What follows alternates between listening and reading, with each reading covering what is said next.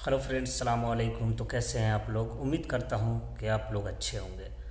तो आज की जो वीडियो की टॉपिक है वो बहुत ही ख़ास टॉपिक है और बहुत ही इम्पोर्टेंट है जो आप लोगों के लिए है।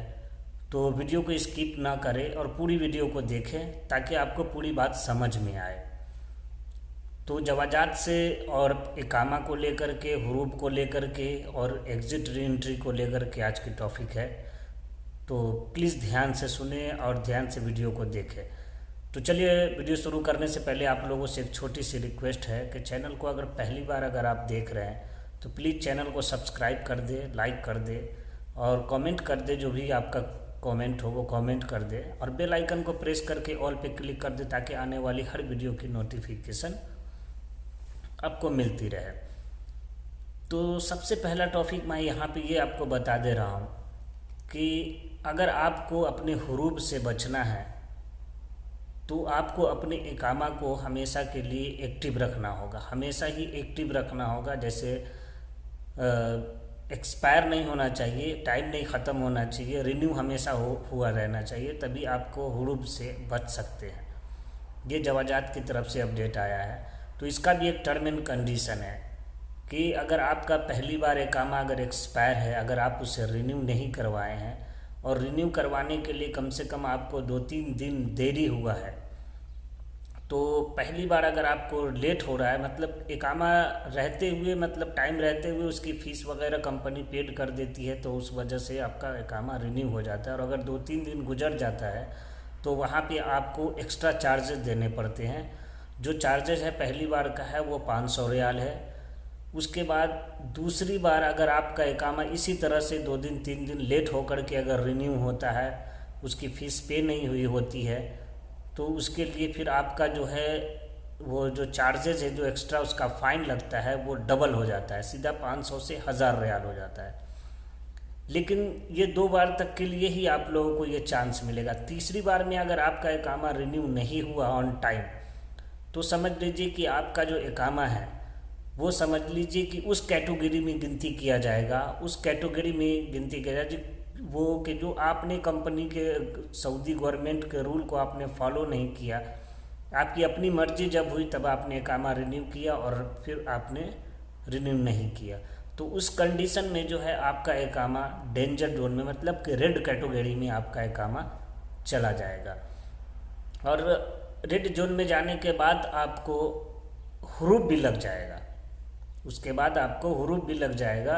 अगर आपका रिन्यू नहीं हुआ तो, टाइम टू टाइम रिन्यू नहीं हुआ तो आपको गवर्नमेंट यहाँ की आपको हुरूब दे देगी। तो हुरूब से बचने के लिए सबसे पहले आप लोग क्या करें कि अपनी कंपनी को हमेशा एक्टिव रहें, अपने कामा को अवसर पे, हर चीज़ पे देखते रहें टाइम पे, और अपनी कंपनी को रिमाइंड करवाते रहें कि हमारा इकामा इतने तारीख को रिन्यू होता है। बहुत सारी ऐसी कंपनी होती है जो नेग्लिजेंसी करती है, फोकस नहीं करती है स्टाफ के ऊपर कि हाँ उसका मेडिकल इंश्योरेंस हो गया, इकामा हो गया, या बहुत सारी जो भी चीज़ है, या वर्क परमिट हो गया, या वीज़ा हो गया, ये सब एक्सपायर हो रहा है, ये क्या हो रहा है, वो सब चीज़ नहीं देखती है। तो इन चीज़ों को आप लोग ध्यान दें। दूसरी बात, हम आप लोगों को एक बात और बता दे रहे हैं, तवक्कलना से रिलेटेड भी है। कुछ ऐसी बातें हैं कि जो पिछली वीडियो में मैंने बताया था कि तवक्कलना का जो सिचुएशन है अभी के डेट में, जो हर किसी को 2 तवक्कलना रखना पड़ेगा। वो इसलिए रखना पड़ेगा कि जो पहला वाला मैंने पिछली वीडियो में बताया था कि पहली वाली जो है काम तवक्कलना है वो सिर्फ इम्यून शो करने के लिए है, और कुछ सर्विसेज उसमें भी हैं। बाकी सारी सर्विसेज को उठा करके तवक्कलना खिदमत में जोड़ दिया गया है। उसके बाद अभी 1-2 सवाल हमारे पास और आया हमारे दोस्तों का। कुछ दोस्त हमारे पूछ रहे हैं कि ये कामा जो है एक्सपायर होने से कितना दिन पहले हम रिन्यू करवा सकते हैं। तो देखिए, अगर आप खुद से अपने कामा को रिन्यू करते हैं तो आप अपनी कंपनी के थ्रू या बैंक अकाउंट के थ्रू से, डिजिटल पोर्टल के थ्रू आप अपने इकामा का फ़ीस जमा करके रखेंगे ताकि आपको उसका कोई प्रॉब्लम ना हो, कोई डेट मालूम हो ना हो, उससे भी आपको कोई फ़र्क नहीं पड़ने वाला है। लेकिन बहुत सारी ऐसी कंपनियां हैं जो 15-20 दिन, 1 महीना, 2 महीना, 3 महीना पहले ही कंपनी इकामा का पैसा जो है फ़ीस उसका जो है जमा करके रखती है एडवांस में, कि ताकि अगर आपका इकामा रिन्यू नहीं हुआ, एक्सपायर होने वाला हो, तो आपका इकामा उसी समय रिन्यू हो जाता है, वो ऑटोमेटिक फीस पे हो जाता है, उसका इकामा रिन्यू कर दिया जाता है ऑटोमेटिक। और एक दो सवाल हमारे पास है जिन सवालों के जवाब हम देते हैं कि एक दो भाई हमारे सवाल किए हैं कि हम छुट्टी पे आए हुए हैं तो क्या हमारी कंपनी, हमारा वर्क वीज़ा एक्सपायर हो रहा है या वर्क परमिट एक्सपायर हो रहा है, तो वो कैसे हम क्या करें।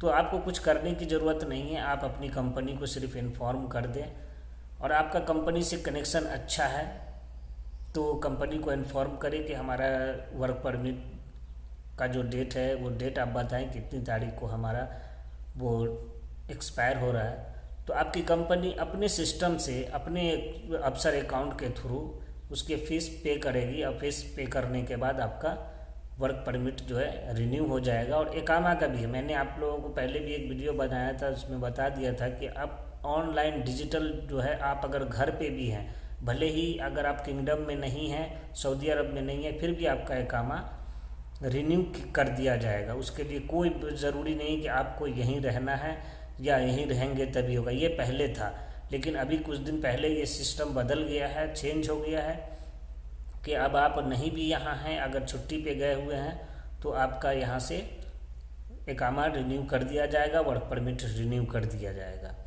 उसके बाद एक दो दोस्त का एक सवाल और हमारे पास आया है कि अगर हम कंपनी को छोड़ करके, या कंपनी अगर हमारी हुरूब लगा दी है और हम सऊदी अरब में हैं, तो उसके लिए हमें कितना फ़ाइन देना पड़ेगा अगर हमारा इकामा रिन्यू नहीं है।